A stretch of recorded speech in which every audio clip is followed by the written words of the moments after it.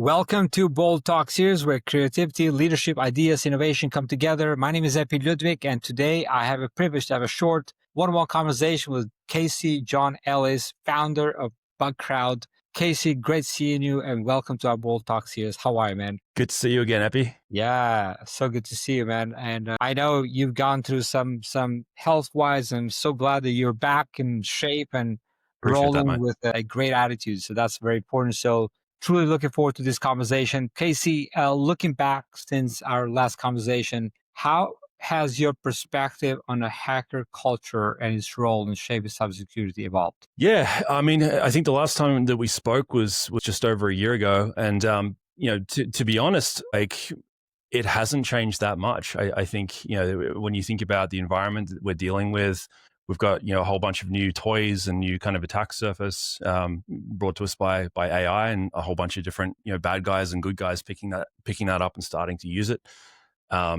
We've also got an international relations environment that's heating up and continuing to get more and more kind of hostile in all sorts of different directions. At the same time as, I think it's being pretty openly discussed at this point that like cyber is definitely a theater for warfare and definitely, obviously, as we already knew, a theater for crime and all those different things as well. So that's sort of why we do what we do in the first place, if that makes sense. And when you think about it, all of those things are inherently human problems. The technology just provides kind of the context and the theater for them to play out. So that's to me where the security research community, where crowdsourcing comes in, the creativity of the adversary, it needs a countering force. And that's what we've been doing now for 13 years. I don't really feel like a lot of that's changed in terms of the obvious.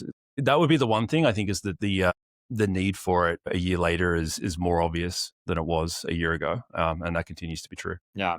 Now, in your early penetration testing days, what's a story you haven't shared before where discovery completely shifted how you thought about risk? Yeah, I was thinking about this question in terms of how it relates to risk, because there's a couple. Like this is, I got into pen test, like I was hacking kind of through the 90s, but then got into pen test as a career in the early 2000s, which was like before the trustworthy compute memo out of Microsoft. It was before I think there was even a lot of kind of security thinking even within the IT space. So it was a pretty fun time to be breaking into stuff because it was like shooting fish in a barrel in a lot of ways. I think one of the ones that really has gone on to inform how I think about risk today was when kind of wireless first appeared, and just seeing it get deployed without encryption or with weakly kind of crackable encryption back at that point in time. The big thing there was that if you're kind of dropping this new piece of infrastructure inside an environment that was not architected to be resilient to intruders. So if you managed to crack that particular piece of infrastructure and end up inside that trust zone, you could kind of do whatever you wanted, right? We used to drive around and connect to access points and actually print out warnings to folk just to say, hey, like your access point's open. If we connect to a network and see a printer on there, we'd actually like print off a little like advisory for the owner of that access point. Those were fun times. But when you think about that kind of risk model, right, it's similar to what we see now with operational technology like OT, ICS, SCADA. A lot of those systems were never designed to have a lot of users in them. It's like if you're inside this network and you're using these things, then you're automatically trusted. Therefore, you can do whatever you want. With some of the pivots, I think post-COVID, the idea of giving people remote access to networks like that, I think that's a lot of what's behind some of the nation state activity that we've seen lately. We saw a similar thing happen with cars back in 2016, 2017 as well. This idea that like if you're inside a vehicle, you're trusted in terms of the computers and the network systems that are inside that vehicle. If you're outside, you're not. But if all of a sudden you get like a head unit or an entertainment unit, put it inside the car and connect it to the internet's inside the car, and all of those kind of architectural assumptions break down. Yeah, my early days futzing about with wireless definitely informed how I think about that in terms of trust zones and those sort of architectural considerations. Casey, you've grown Bugcrowd today. How many employees work for Bugcrowd? Yeah, I think we're sitting around 400-ish right now. And, it's full. I mean, I'm the guy who scribbled on the napkin and kind of took it through its early stages, right? Like full credit goes to Dave Jerry, who's CEO there and the team driving things. And as well as everyone who's worked for Bugcrowd over the years as well. It's been, and it continues to be an extraordinary journey. But yeah, it's about 400 people at this point, I think. Amazing. Yeah. And at at one point in Bugcrowd's growth, did you realize you were shaping not just an industry, but also because you work with the government and public policy discussion around security? Yeah, it's an interesting one because when I started the company, it was kind of for two kind of main reasons. One was to basically alter the economics of attack versus defense, like thinking about this crowd of adversaries and all of the creativity they've got, and then looking at the hacker community on the good faith side of things and the creativity that's there, but the fact that they're all sort of unplugged from providing a countering force. The economics that led to meant that just, people weren't understanding what they needed to understand to make their users more secure. And I wanted to fix that problem. But the other thing is that growing up as a hacker and growing up in the hacker community, we've been kind of afraid of getting our door kicked in this entire time because the law hasn't necessarily distinguished hacking in good faith from hacking as a criminal. So I really wanted to change the operating environment for people like me, like people that, enjoy thinking like criminals but don't want to be one. So I guess to answer your question, I always knew that if this was going to be successful, there'd be like system level shifts at the policy and the legal level. I think it's one thing to say that, as a bright-eyed kind of bushy-tailed entrepreneur back in 2013, like when it actually started happening, that was definitely, I would say it's not on my bingo card in terms of like I never kind of set out to be a policy influencer in that sense. But yeah, that's part of what you do. I think if you're trying to change things at a system level, policy defines, what societal shifts get the opportunity to operate inside of. And if you're trying to do something big, then you kind of just end up doing that anyway, I think. Yeah, very well said. Casey, trust building between hackers and enterprises was a theme we discussed last time, if you remember. Yeah. Yes, I do. Has there been a moment where you saw that trust scale to an entirely new level? I mean, it's an interesting one because I still think that's difficult. I think trusting, for any organization, trusting people outside of the organization is just difficult to begin with. Like, corporations and companies aren't necessarily set up to do that by default. I think when you've got hackers involved and when you've got people coming in, kind of calling you baby ugly and telling you what might be wrong so that you can fix it, and doing that out of like goodwill and care, but ultimately it is kind of confronting information to get it, especially if you're not ready for it. There's still a lot of friction in that process. So, I feel like we've made huge strides over the past 12 years.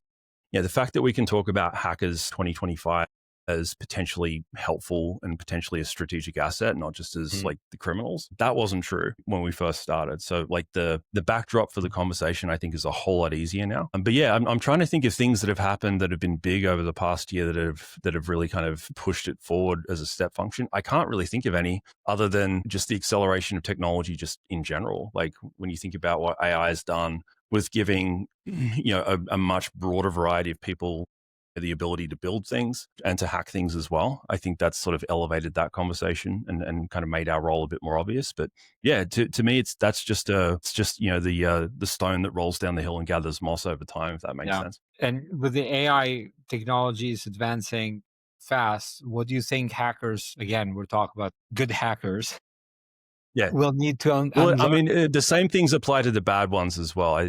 I want to call that out because in terms of the skills and the tools and the things they've got access to, if the bad guys have got access to it, the good guys do as well. And, the good guys try to follow the rules and help, whereas the bad guys are just going to do whatever it is they want to do. So that's a part of why I believe, making sure that the good guys are equipped and free to operate is so important. Yeah.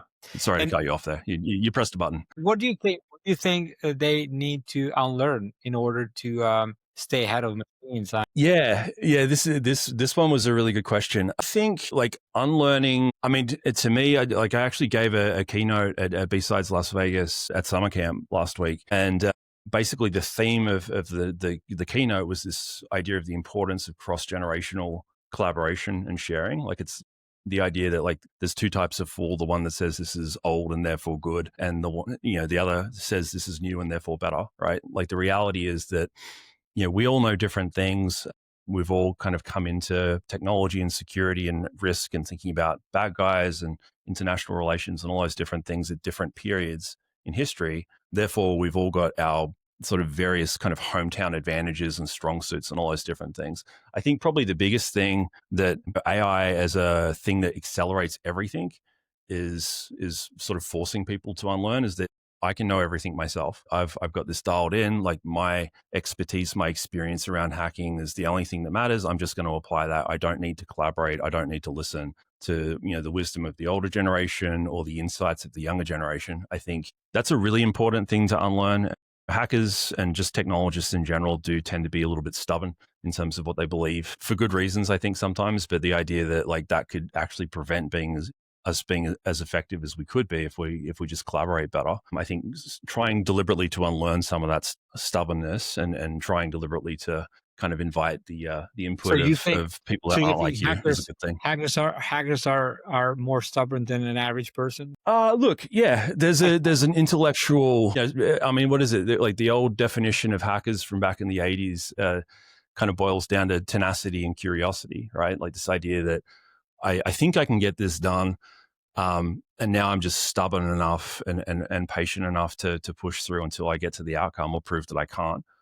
Yeah, I do think hackers just in general are maybe a little bit more stubborn than your average bear. Yeah. I kind of agree with that.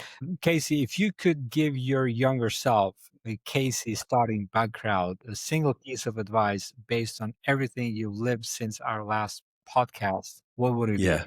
Yeah. I mean, this one hits a little differently given the last 12 months I had. You kind of mentioned it early at the start, but I did have a pretty significant health scare about 12 months ago. I had to have open heart surgery unexpectedly to deal with like a genetic issue that it was time. So that's kind of put me on the bench in some ways, recovering and kind of, I'm just in the process of kind of getting back into things now. And yeah, I've had a lot of time to think about answers to questions like that. So to me, I think probably the big thing with that context is just having grace for yourself. Making time for the people you love and being deliberate about that. And really just this idea that like our mission is urgent and there's a focus and a priority and an importance that we need to actually apply with the time that we've got to actually get things done. But at the same time, I think the internet and the industry and all these different things works really hard to just have us do frenetic stuff at a million miles an hour and not really stop to pause and think about, what's important, like how urgent is this exactly? Like, am I looking after myself? Am I looking after, my family, my friends, the people I love that are around me? Yeah, I would probably go back and say that because I've always tried to be good at that. But the last 12 months has been a pretty dramatic reminder in a lot of ways. Yeah, That's a really imagine. important thing to do. Yeah, I can imagine. And, there's always a reason why these things come and happen to us. And fully to agree. take that as a gift and turn it around as a way for us to move forward, become better version of ourselves. And you are one Yep. great example. So I'm glad that everything worked out very good for you, Casey. And I appreciate that, man. wait Me too. to connect again. And truly looking forward to see many great successes and great stories from you. And until that time, take care, be great, and be bold always. Bye bye. Thank you very much, Epi. Cheers. Thank you.